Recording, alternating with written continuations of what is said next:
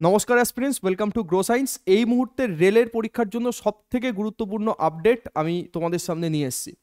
সেই আপডেটটা হলো যে রেলের পরীক্ষা CE1 CEN, যেটা সেন্ট্রালাইজড এমপ্লয়মেন্ট নোটিশ, সেটা 1 এবং 2, যেটা রেলের অ্যাসিস্ট্যান্ট লোকো পাইলট এবং টেকনিশিয়ান গ্রেড 1 গ্রেড 3, তার ভ্যাকেন্সি, তার নোটিফিকেশান অলরেডি চলে এসছে, তার ফর্ম ফিল আপও কমপ্লিট।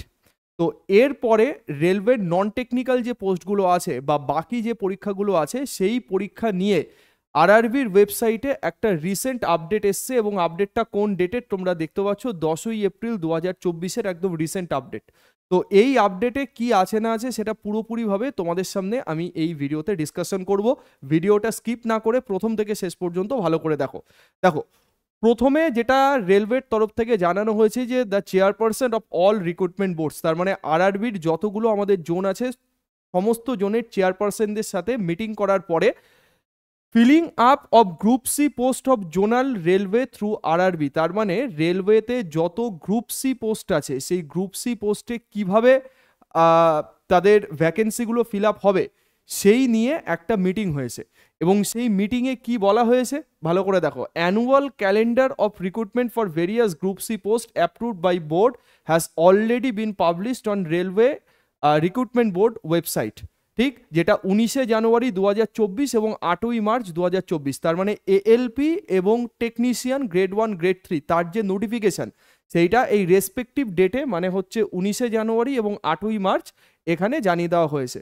এবং তার ফর্ম ফিল আপ হয়েছে, যারা যারা তার ক্রাইটেরিয়া ফিল আপ করেছে, হ্যাঁ, তারা কিন্তু ফর্ম ফিল আপ অলরেডি করে দিয়েছে। এবার এর পরে যেই জিনিসটা আছে সেই জিনিসটা বলছে যে in this connection competent authority has nominated nodal RRB for issuing CEN and for conduct computer based test as per the following table। এবার তোমাদের মনে হতে পারে যে স্যার নোডাল আরআরবি জিনিসটা কি। দেখো, আরআরবির টোটাল 19টা জোন আছে আমরা জানি, যেমন হচ্ছে আরআরবি পাটনা, ব্যাঙ্গালোর, কলকাতা, রাঁচি, ঠিক আছে, আহমেদাবাদ, এরকম 19টা টোটাল আরআরবি জোন আছে। তো রেলওয়ে রিক্রুটমেন্ট বোর্ড কি করেছে, এর পরবর্তী জাস্ট রিসেন্ট যে ভ্যাকেন্সিটা আসতে চলেছে সেটা হচ্ছে NTPC non technical popular category. এখানে সায়েন্স স্ট্রিম থাকার কোনো রকম কোনো বাধ্যবাধকতা নেই, আইটিআই থাকার কোনো রকম কোনো ব্যাপার নেই। সিম্পল আর্টসের ছেলেমেয়েরা যারা আছো, যারা ক্লাস 12-এ আর্টস নিয়ে পড়েছো, গ্র্যাজুয়েশন যাদের কমপ্লিট বা যারা এইচএস পাস, তারাও কিন্তু এই পরীক্ষাটায় তোমরা অ্যাপিয়ার করতে পারবে এবং বসতে পারবে।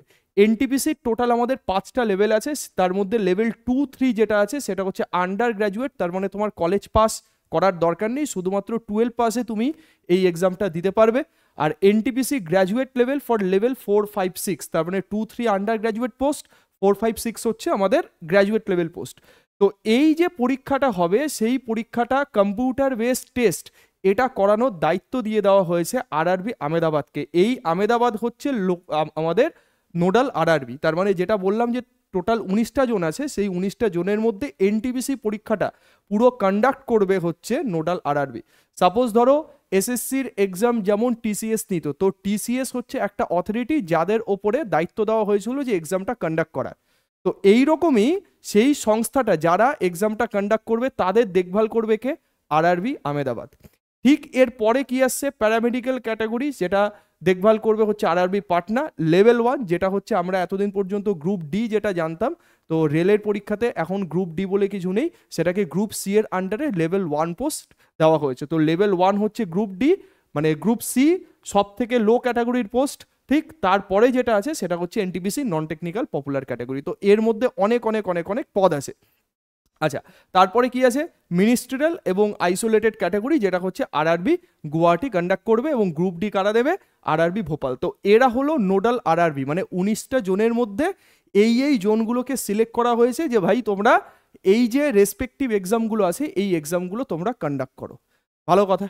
এবার একটা জিনিস ভালো করে লক্ষ্য করো যে it is also been decided that the junior engineer including CMS and CMA NTPC graduate, under graduate, level 1 paramedical, ঠিক, এই ক্যাটাগরিতে production unit pay assess their vacancies as per the following time schedule. শোনো, এনটিপিসির ক্ষেত্রে কি করা হয়েছে দেখো, আমাদের রিসেন্ট এর পরে রেলের যে ভ্যাকেন্সিটা আসবে সেই ভ্যাকেন্সিটা হচ্ছে এনটিপিসি। তো এনটিপিসি দুটো লেভেল বললাম, যে আন্ডার গ্র্যাজুয়েট লেভেল যেটা শুধুমাত্র উচ্চ মাধ্যমিক পাস, তার সাথে সাথে গ্র্যাজুয়েট লেভেল যেটা কলেজ পাস হতে হবে। তো এইখানে যে কথাটা বলা হয়েছে যে ভ্যাকেন্সিস অ্যাসেসমেন্ট আপ টু, মানে রেলওয়ে এখন কি চাইছে যে আমি 2024 সালে পরীক্ষা নিচ্ছি, এটা ঠিক আছে, কিন্তু 2025 সাল পর্যন্ত আমার ক্যাটাগরিতে যত লোক দরকার সেই লোকটা আমি 2024 সালের পরীক্ষার মধ্যেই নিয়ে নেব। মানে বলছে ভ্যাকেন্সিস অ্যাসেসমেন্ট আপ টু 30শে জুন 2025, মানে 30শে জুন 2025 পর্যন্ত বিভিন্ন ক্যাটাগরিতে বিভিন্ন ডিপার্টমেন্টে যতজন লোক দরকার সেই লোক কিন্তু এই পরীক্ষার মাধ্যমেই নিয়ে নেওয়া হবে। এবং তারপরে কি বলছে, assessment of vacancies in OIRMS April May 2024, তার মানে এপ্রিল মে 2024-এর মধ্যে, মানে এই মাস এবং তার পরের মাসের মধ্যে বিভিন্ন RRB জোনকে ডেটা সাবমিট করতে হবে অফিসিয়াল RRBর কাছে যে আমাদের ডিপার্টমেন্টে এই জায়গায় এই জোনে এই ভ্যাকেন্সি আছে। ওকে, তার মানে সেই ডেটাটা সাবমিট করতে হবে এপ্রিল মের মধ্যে, এবং সেই ডেটাটা অ্যাপ্রুভ হবে মে জুনের মধ্যে, এবং এক্সাম মানে প্রপোজাল অফ ড্রাফট CEN, মানে এক্সাম কবে হবে এখনো পর্যন্ত জানায়নি, কিন্তু জুন 2024-এ নোটিফিকেশান আসবে। তার মানে এই ডেটাটা নিয়ে জুন 2024 সালের মধ্যে নোটিফিকেশান জারি করে দেবে। তার সাথে সাথে আমাদের লেভেল 1 মানে গ্রুপ ডি, যেখানে রেলওয়ে সব থেকে বেশি ভ্যাকেন্সি থাকে, তো এরকম কিন্তু ভেবো না যে আগের বছর গ্রুপ ডিতে 1 লাখ ভ্যাকেন্সি ছিল বলে এইবারও 1 লাখই আসবে না। তো অ্যাপ্রক্স ধরে নেওয়া হচ্ছে মোটামুটি 20 থেকে 30 হাজারের মধ্যে লেভেল 1-এর ভ্যাকেন্সি তোমরা দেখতে পারো। NTPCও ওরকম 10 থেকে 15 ম্যাক্সিমাম তার মতো তোমরা দেখতে পারো। তো গ্রুপ ডির ভ্যাকেন্সি নাম্বার সব থেকে বেশি থাকবে। তো গ্রুপ ডির যেটা আছে 30শে সেপ্টেম্বর 2025 পর্যন্ত যত লোক দরকার তার ডাটা জুলাই 24-এর মধ্যে সাবমিট করতে হবে, এবং তোমার হচ্ছে আগস্টে সেই ডাটা অ্যাপ্রুভ হবে এবং সেপ্টেম্বরে তোমার নোটিফিকেশান আসবে। ঠিক আছে, তো NTPC এবং গ্রুপ ডি এই দুটো পরীক্ষা হচ্ছে এখানে সব থেকে গুরুত্বপূর্ণ পরীক্ষা, এবং যেখানে ভ্যাকেন্সি ঠিক বাম্পার থাকবে। তো NTPCর ক্ষেত্রে যেটা বললাম যে স্যার আমার আমার সায়েন্স নেই, তো আমি কি স্যার ফর্ম ফিল আপ করতে পারবো? সবাই পারবে। তো আন্ডার গ্র্যাজুয়েট, গ্র্যাজুয়েট ঠিক সবাই এখানে করতে পারবে। না আছে রেলের পরীক্ষায় কোনো ইংলিশ, ঠিক না আছে কোনো কম্পিউটার, ঠিক কম্পিউটারের বেশ কিছুটা পার্ট আমাদের জেনারেল স্টাডিজের মধ্যে থাকে। তো 3টে সাবজেক্টের ওপরে তোমাদের মেনলি জোর দিতে হবে, সেটা হচ্ছে ম্যাথ, রিজনিং এবং তার সাথে সাথে জিএস এর মধ্যে সায়েন্সে এখানে বেশি ওয়েটেজ থাকে। ওকে, সেটা তুমি টেকনিশিয়ান বা এলপি দাও, ওটা টেকনিক্যাল এক্সাম বলে টেকনিক্যাল পার্টগুলো ওখানে থাকবে বেশি। আর তুমি NTPC দিলে জিএস এর মধ্যে ম্যাক্সিমাম ওয়েটেজ কিন্তু সায়েন্স থেকে থাকবে, এবং সায়েন্সের ভালো ভালো কোয়েশ্চেন এখানে জানতে চায়। তো এটা হচ্ছে রেলওয়ের তরফ থেকে এখনো পর্যন্ত আপডেট যেটা জানা গেছে। তো মোটামুটি ভালো সময় পাবে। ধরে নাও যে NTPCর ফর্ম ফিল আপ আসার মানে ফর্ম আসার পরে বা ফর্ম ফিল আপ হওয়ার পরে মোটামুটি তুমি 5 থেকে 6 মাস টাইম পাবে। তো ভালো করে প্রস্তুতি নেওয়ার জন্য এটা একটা মানে ঠিকঠাক সময়। কোনো একটা এক্সপিরিয়েন্স যদি ভালো হয় তাহলে সে 5-6 মাসের মধ্যে এনাফ টাইম পেয়ে সে কিন্তু বেস্ট লেভেল থেকে হাই লেভেল পর্যন্ত পুরো জিনিসকে ক্লিয়ার করে নিতে পারে। তো NTPC একটা গুরুত্বপূর্ণ exam, all India level exam, competition tough হবে। আচ্ছা, এবার সায়েন্সের জন্য যারা গাইডলাইন খুঁজছো যে স্যার সায়েন্স আমার পড়তে হবে, যেটা বললাম যে ভ্যাকেন্সি আসছে তার জন্য সায়েন্স একটা ইম্পর্টেন্ট পার্ট, সায়েন্স তো আমাদের পড়তেই হবে। তার জন্যই পয়লা বৈশাখ উপলক্ষে একটা অফার ব্যাচে দেওয়া হয়েছে। গ্রো সায়েন্স অ্যাপ্লিকেশনে তোমরা চলে যাবে, ডিসক্রিপশনে লিঙ্ক দেওয়া থাকবে, সেখান থেকে তোমরা অ্যাপটা ইনস্টল করে নেবে। ইনস্টল করে নেওয়ার পরে ফোন নাম্বার দিয়ে লগ ইন করবে, লগ ইন করে নেওয়ার পর এক্সপ্রেস ব্যাচে চলে যাবে। ওকে, যেটা রেলওয়ে টেকনিশিয়ান গ্রেড 3 লেভেল যেটা আছে সেই লেভেলকে টার্গেট করে পড়ানো হচ্ছে। তো এটা রেলওয়ে লেভেল সমস্ত পরীক্ষার জন্য ফাউন্ডেশন ব্যাচ, ফাউন্ডেশন কাম প্র্যাকটিস, মানে শুধু যে থিওরি থাকবে তা না, থিওরি পাবে, চ্যাপ্টার ওয়াইজ প্র্যাকটিস পাবে, এবং প্রত্যেকটা চ্যাপ্টার কমপ্লিট করার পরে তুমি লাইভ টেস্ট সিরিজ পাবে তোমার সেলফ অ্যানালিসিসের জন্য, যে আমি কতটা পড়লাম, যেটুকু পড়লাম সেটুকু আমি টোটাল আমি ঠিকঠাক তৈরি হলো কিনা তার যে মূল্যায়নটা, সেই মূল্যায়ন তুমি লাইভ টেস্ট সিরিজ থেকে করতে পারবে। তো ব্যাচের অ্যাকচুয়াল প্রাইস হচ্ছে 999। ওকে, তো সেটাই পয়লা বৈশাখ উপলক্ষে তোমার 799-এ পাওয়া যাচ্ছে। 14 তারিখ মানে 12 থেকে 14, 12, 13, 14 এই 3 দিন কিন্তু এই অফারটা থাকবে। তো যারা ব্যাচ নিতে চাও তারা 799 দিয়ে তোমার গ্রো সায়েন্স অ্যাপ্লিকেশন থেকে এই ব্যাচটা নিয়ে নিতে পারো।